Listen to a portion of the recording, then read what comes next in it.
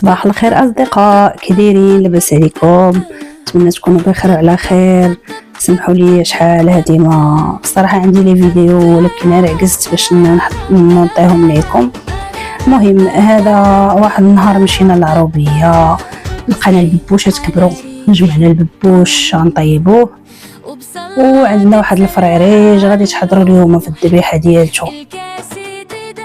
عطاتونا واحد السيده الله يجازيها بخير، غادي نذبحوه. هذا راجل كيقاد واحد الدو ديال الطوبه، ماشي الطوبه بلوطو مع الفيران. كاينين في دار عدوزتي ما حاطه تما كالزرع، لقينا واحد الخنشات كاع تفرتو تما، دونك شك في الفار غادي يدير ليه اللصقه وغيحط لها ديك الكرتونه باش نشدوه. ايوا هذا ما كان.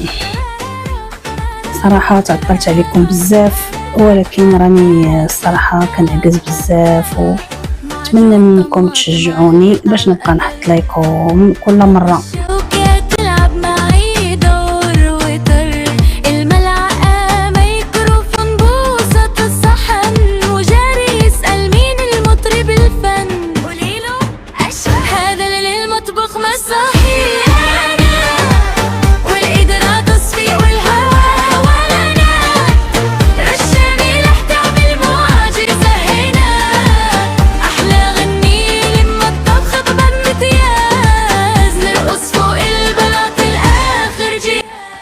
وكما كتشوفوا هذا هو الفريق اللي غادي يذبح الفروج. بنتي هزت السطل، ولدي هز مقراج ديال المطايب، وانطلقنا للدار ديال عدوزتي.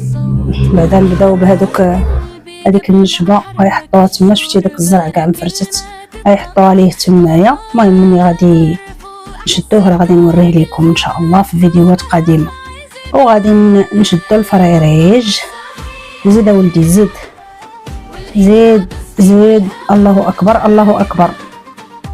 ايوا هانتوما معانا وتفرجوا فيه مسكين. الذبيحه التقليديه ديال زمان.